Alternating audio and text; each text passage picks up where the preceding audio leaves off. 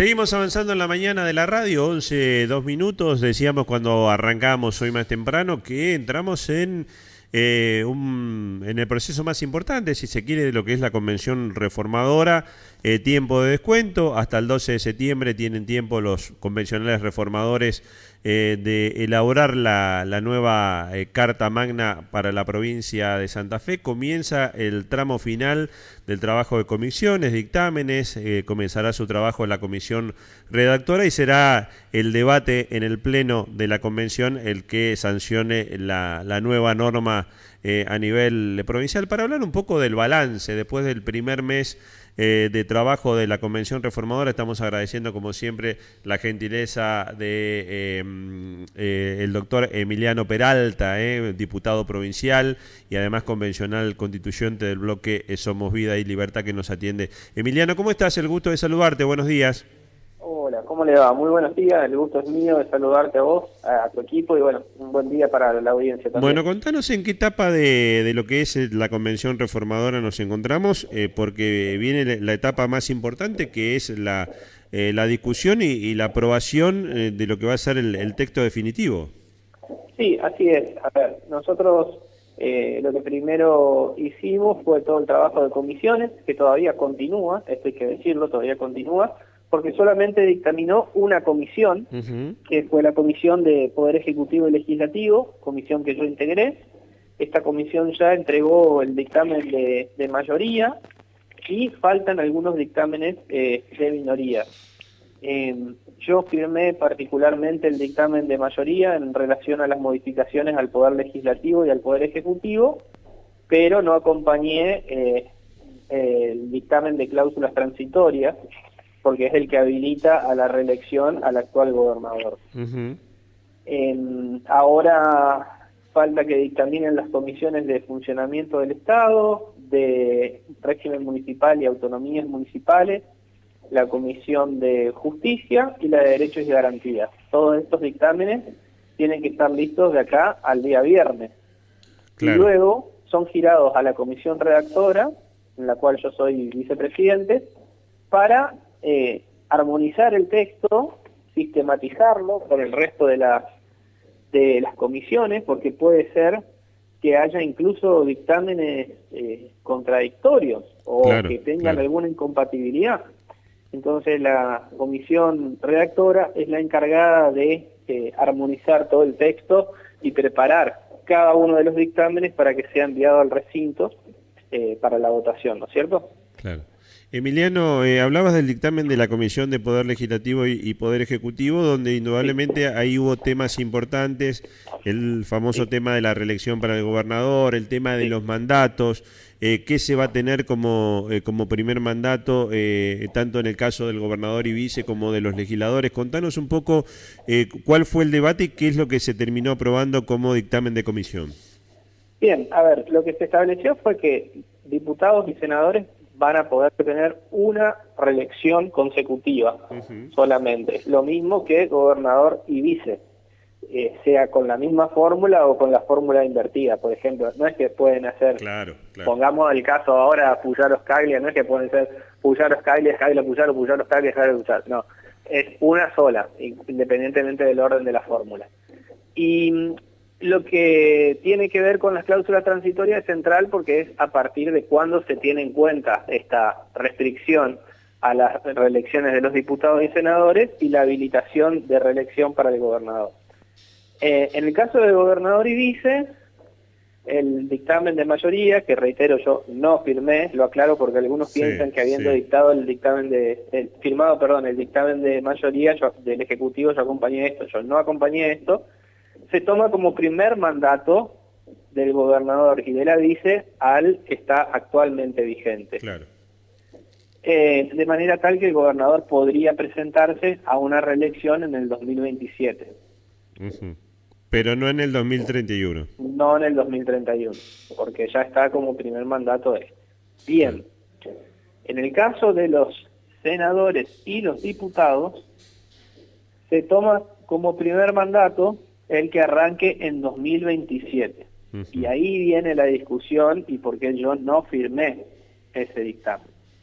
Porque yo creo que la Constitución debiera decir que empieza a regir tanto la limitación a las reelecciones como la habilitación a la reelección del gobernador para quienes juren en 2027. ¿Y esto por qué?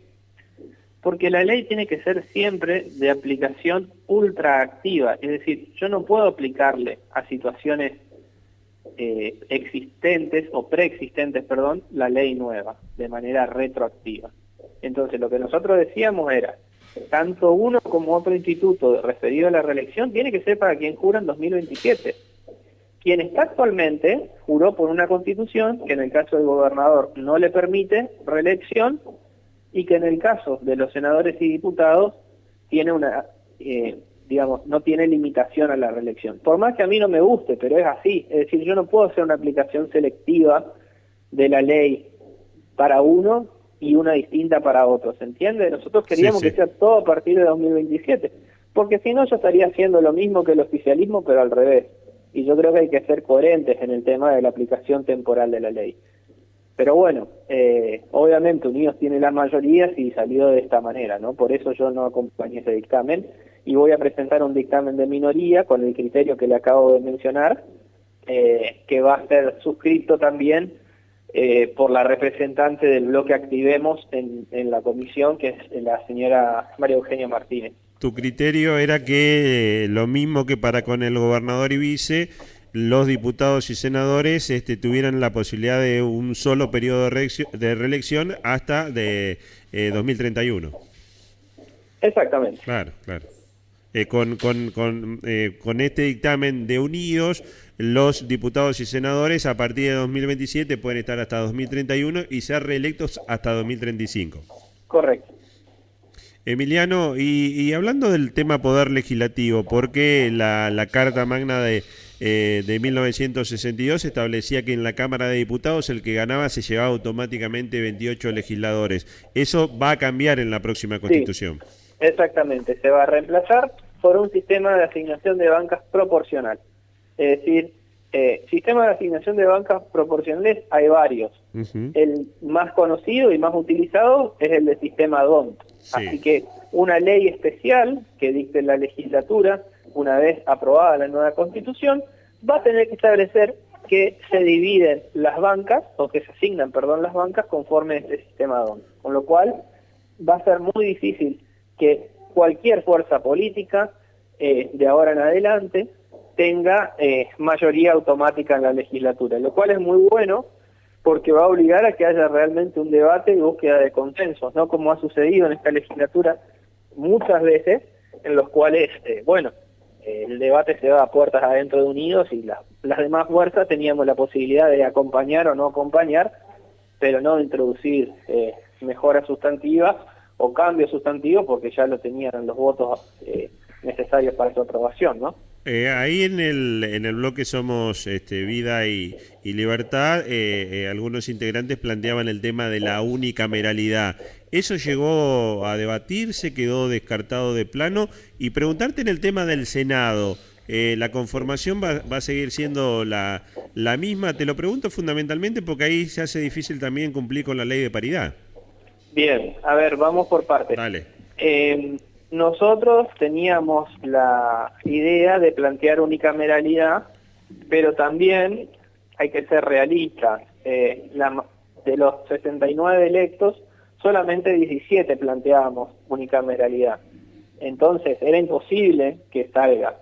Por lo tanto, el dictamen de Somos Vida y Libertad, el proyecto de Somos Vida y Libertad, establecía bicameralidad con limitación de reelección. Pero alternativamente, algunos de los miembros presentaron un proyecto de unicameralidad y la doctora Malpesi va a presentar su propio dictamen con unicameralidad. Bien. Yo creo que es una discusión que es muy interesante de dar, es muy válida, de hecho yo apoyo la unicameralidad, pero también escapa a lo posible.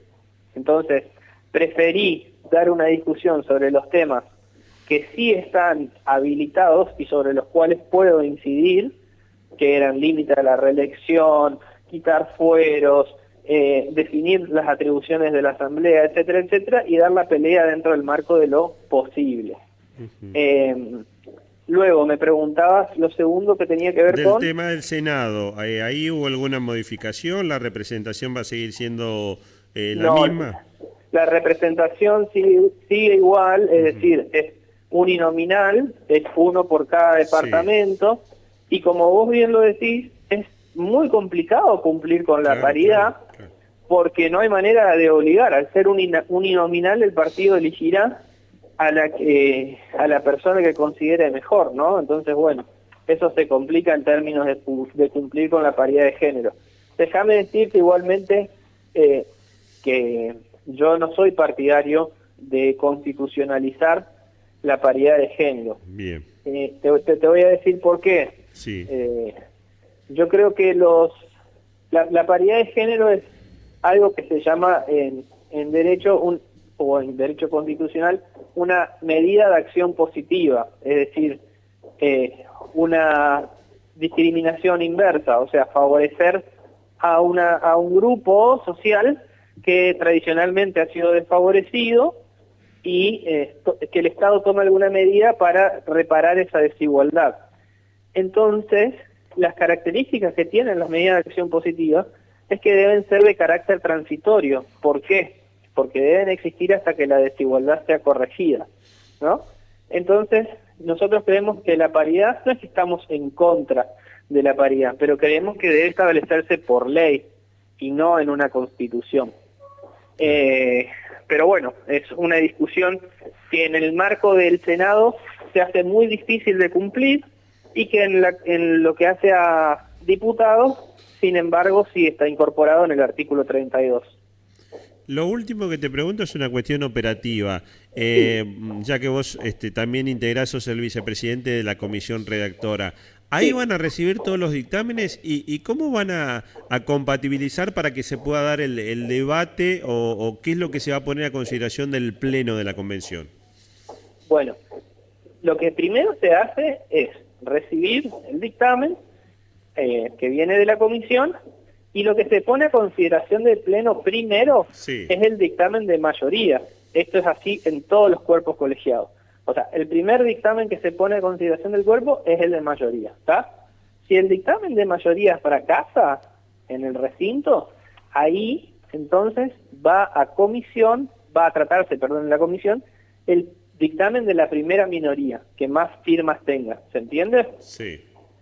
Luego de eso, una vez aprobado en el recinto, nosotros después, recién, vamos a tener sistematizado ese dictamen junto con los otros. O sea, es un doble trabajo. Primero, recibir el dictamen, controlarlo, hacer las modificaciones de técnica legislativa, estilo, etcétera, que el cuerpo considere la aprobación y después viene la última sistematización para tener todo el texto constitucional ordenado, ¿no? O sea que la comisión redactora no es que modifica los dictámenes antes de que lo discuta el Pleno, sino que analiza que no haya incompatibilidades, no haya irregularidades y lo pone directamente a consideración. Sí, nosotros no podemos alterar el espíritu del dictamen. Bien, bien. Y se va a poner porque también estaba el interrogante, por lo menos en aquellos que no están siguiendo el día a día, de lo que determinó la ley de necesidad, la modificación de los 42 artículos. ¿Cómo se da la posible incorporación de algún tema que no esté contemplado dentro de esos artículos? Nosotros tenemos habilitados artículos, como vos bien decís, y temas. Esos temas que haya que incorporar, los vamos a tener que incorporar como artículos nuevos, probablemente dentro de capítulos nuevos. Por eso te decía que eso también es tarea de redactora, en ponerlo, sistematizarlo y ubicarlo en un lugar coherente. O sea, no podemos poner en medio de lo que es justicia y poder ejecutivo, hacer un capítulo en el medio de ambiente. No, tenemos que poner otro capítulo donde esté dentro de los nuevos derechos y garantías la tutela y la protección del medio ambiente, etcétera, etcétera. Ahora sí, lo último que te pregunto, porque es un tema, no te digo controvertido, pero dentro de la convención que ha generado discusión y polémica, que es dónde tiene que quedar el tema del MPA, las defensorías Sí, públicas. sí. ¿Cuál es tu posición y qué es lo que puede llegar a pasar también con el tema de el periodo de mandato de la fiscal general en la provincia? A ver, nosotros presentamos un proyecto en el cual planteamos que el MPA debe ser un órgano de extrapoder en consonancia con lo establecido en la Constitución Nacional. Sí. Dicho esto, entendemos que también eso puede ser problemático en algunas cuestiones, pero lo planteamos a efectos de poner un contrapeso al proyecto del oficialismo, que básicamente es que el MPA, del oficialismo digo del radicalismo, Sí. que es básicamente que el MPA sea un brazo o un apéndice del poder ejecutivo. Entonces, como contrapeso a eso va nuestra propuesta. A mí me parece que lo que podría terminar destrabando la situación es que el MPA quede dentro de la órbita del Poder Judicial, pero sin la superintendencia de la Corte, es decir, sin que la Corte le maneje los recursos y los nombramientos de empleados y funcionarios, ¿no? Y eso me parece que sería una forma de destrabar, pero lo que bajo ningún punto de vista puede suceder es que el MPA quede en la órbita del Poder Ejecutivo, porque si es así, el poder político le estará diciendo al Ministerio Público de la Acusación cómo investigar, y eso es muy peligroso para la República. El poder de control y juzgamiento sigue quedando en manos de la legislatura. No, la idea es que no, al menos la idea de este bloque es que no. Sí, bien. Es que no, pero bueno, eso se va a definir recién el día jueves. Estamos tratando de lograr el acompañamiento necesario para quitarle a la legislatura ese poder. No pretendemos que no haya ningún representante, pero sí que no recaiga exclusivamente en ellos, en nosotros, ¿no? Y eso quedaría bajo control de una entidad conformada por ¿quiénes? Por propios fiscales, por Sí. representantes de la matrícula, o sea, Sí, abogados, sí. por un representante también del Poder Judicial y por representantes, sí, de la legislatura, pero que no sea enteramente un órgano bajo el control de legisladores, porque de nuevo ahí hay una influencia muy directa del poder político.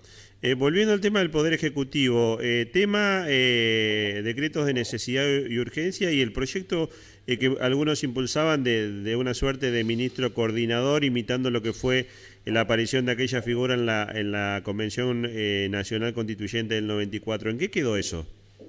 DNU no va a existir, Bien. no se aprobaron ni DNU ni delegación de facultades, y en lo que hace al ministro coordinador, es una facultad que va a tener el gobernador de proponer a uno de sus ministros ya existentes con esas atribuciones. Pero lo puede hacer, es una facultad, no es necesario que lo haga, Claro. Y lo va a determinar como debe ser la ley de ministerios que cada uno de los ejecutivos al momento de iniciar su mandato realiza, ¿no? Que es la que propone la legislatura y que es la que da la estructura de su gobierno. Emiliano, como siempre, es un gusto poder conversar con vos. Te dejo un abrazo grande. Seguimos en contacto. Un abrazo grande para ustedes también y que tengan un muy lindo día y muy buena semana. Igualmente. El doctor Emiliano Peralta es uno de los convencionales reformadores, en este caso integrante del bloque de Amalia Granata, que ha trabajado junto con la diputada Silvia Malfesi de manera mucho más contundente, porque son abogados, en el caso de la doctora Malfesi también constitucionalista, han trabajado en muchos aspectos muy puntuales y con posturas realmente interesantes, porque cuestionaron lo que había que cuestionar y se acoplaron o acordaron, sabiendo que quizás lo que ellos piensan no alcanza los votos necesarios para estar en la reforma, apuntaron o están trabajando, mejor dicho, en que salga la mejor constitución.